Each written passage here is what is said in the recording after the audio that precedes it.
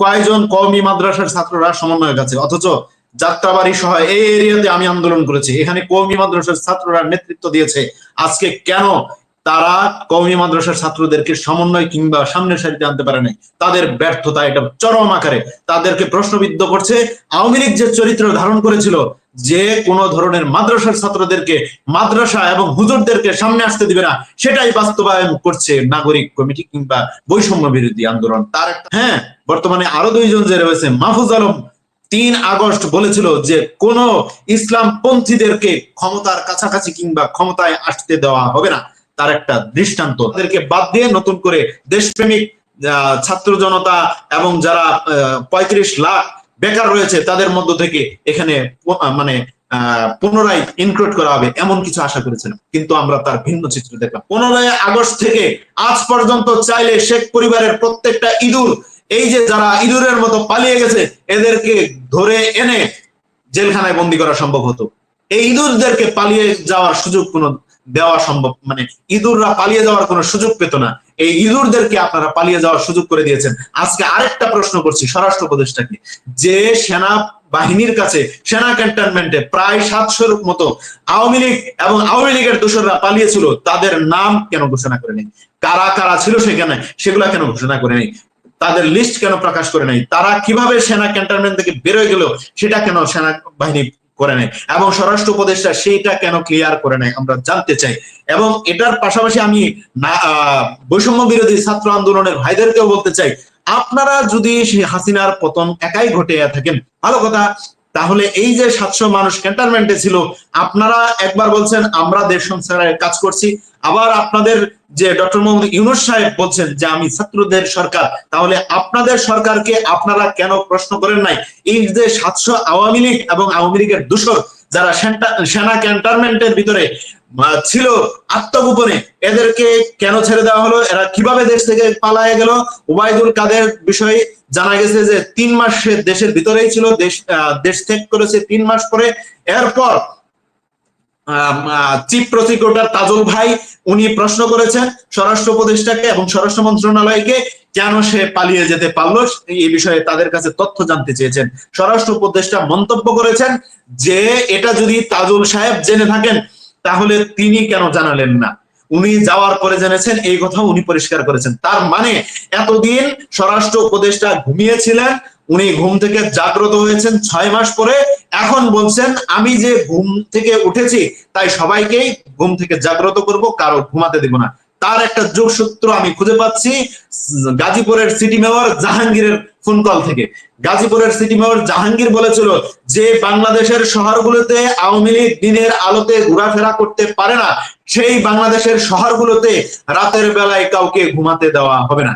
আজকে চুরি ডাকাতি ছিনতাই আওয়ামী লীগের নির্দেশে হচ্ছে, আওয়ামী লীগের পরিকল্পনায় হচ্ছে, আওয়ামী লীগ এগুলো করছে, আর এগুলোতে সহযোগিতা হিসেবে আমি বলবো স্বরাষ্ট্র উপদেষ্টা করছে। কেন বলছি স্বরাষ্ট্র উপদেষ্টা করছে? স্বরাষ্ট্র উপদেষ্টার 6 মাস পরে তার ঘুম ভেঙেছে, এই 6 মাস ঘুমিয়ে থাকার কারণে তারা এই সুযোগগুলো পেয়েছে। স্বরাষ্ট্র উপদেষ্টা যদি না ঘুমিয়ে থেকে আজ এই যে গত রাতের মতো উনি থানায় গিয়ে টহল দিতেন, তাহলে হয়তো আমরা আশা করতে পারি যে অন্তত কিছু আওয়ামী লীগের যে দোসর খুনিরা কিছু হলেও গ্রেপ্তার হতো। স্বরাষ্ট্র উপদেষ্টা এই কাজগুলো এতদিনে এসে করার মানে আমি মনে করছি যখন তিনি দেখছেন যে উনার আর পথ থাকছে না, সেটি নিয়ে আন্দোলন হচ্ছে, তখন সেই পিঠ বাঁচানোর জন্য তিনি এখন টহলদারি দায়িত্ব পালন করছেন রাতের বেলায়। এই যে কাজগুলো, এই কাজগুলো আমরা চেয়েছিলাম, যেহেতু ডক্টর মোহাম্মদ ইউনূস সাহেবের সরকারটি প্রতিষ্ঠিত হচ্ছে, অন্তর্বর্তীকালীন সরকার, আইন শৃঙ্খলা বাহিনী এবং যে সকল খাতগুলোতে যৌক্তিক সংস্কার প্রয়োজন সেগুলো যৌক্তিক সংস্কারগুলো খুব দ্রুত সময়ের মধ্যে সংস্কার করে সুন্দর একটি নির্বাচনের পথ এবং রোডম্যাপের ব্যবস্থা করে নির্বাচন দিয়ে এদেশের জনগণের কাছে তার রাষ্ট্রের মালিকানা ফেরত দিয়ে জনগণ তাদের ভোটের মাধ্যমে রাষ্ট্রীয় মালিকানা নিশ্চিত করবে এবং ভোটের মাধ্যমে একটি সরকার প্রতিষ্ঠিত করবে। সেই সরকারের কাছে ডক্টর মোহাম্মদ ইউনূস সাহেবের এই অন্তর্বর্তীকালীন সরকার তাদের ক্ষমতা হস্তান্তর করবে, এমন একটি চিত্র আমরা দেখবার জন্য অপেক্ষা করেছিলাম। দুঃখজনক হলেও সত্য, 6 মাস পেরিয়ে গেছে, তার ছিটা ফোটা মাত্র আমরা দেখতে পাই নাই। তার উল্টা দিকে হরণ বন্ধ এবং পলিথিন বন্ধ, পাশাপাশি দেখেছি পুলিশ, র্যাব এবং বিডি গ্রাম পুলিশের যেটাকে বলে আর কি, তাদের পোশাক পরিবর্তন করলে মানুষ পরিবর্তন হয় না। আমরা চেয়েছিলাম আওয়ামী লীগের যে 10,46,926 জন যে বিভিন্ন জায়গায় বসে আছে তাদেরকে বাদ দিয়ে নতুন করে দেশপ্রেমিক ছাত্র জনতা এবং যারা 35 লাখ বেকার রয়েছে তাদের মধ্য থেকে এখানে মানে পুনরায় ইনক্লুড করা হবে এমন কিছু আশা করেছিলাম, কিন্তু আমরা তার ভিন্ন চিত্র দেখলাম। মেধা যোগ্যতার বিষয়ে আমি বলি যে সততা এক জিনিস আর যোগ্যতা ভিন্ন জিনিস। সততা পাগলের মধ্যেও আছে, অনেক সময় অনেক পাগল কাউকে কিছু না বলে সে নিবে না, এটা হলো সততা। সততা মানুষের মধ্যে থাকতে পারে, সেটা যোগ্যতার পরিমাপে নয়। আরেকটা বিষয় আমি নাহিদের বিষয়ে বলবো যে আম খেয়ে আটি কেন ফেরত দিলেন, আমি এটা বলবো। এই বিগত 6 মাসে নাহিদের কোনো সফলতা নেই। সামনে এই রাজনৈতিক দলটিকে সে যদি নেতৃত্ব দেয় তার কি সফলতা আসতে পারে সেটা নিয়েও একটা জনগণের প্রশ্ন থাকবে, এখানে আমাদেরও প্রশ্ন।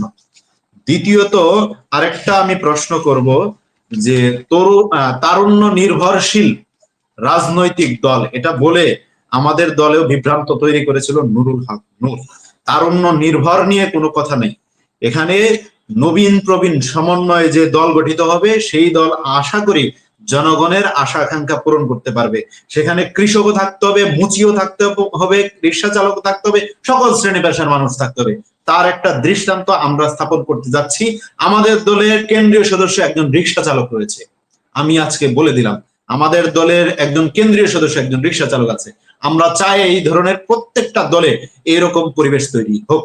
তারপরে আরেকটা কথা বলছি, সমন্বয়কদের মধ্যে আজকে খুঁজে দেখেন কয়জন কওমি মাদ্রাসার ছাত্ররা সমন্বয়ক আছে, অথচ যাত্রাবাড়ি সহ এই এরিয়াতে আমি আন্দোলন করেছি, এখানে কওমি মাদ্রাসার ছাত্ররা নেতৃত্ব দিয়েছে।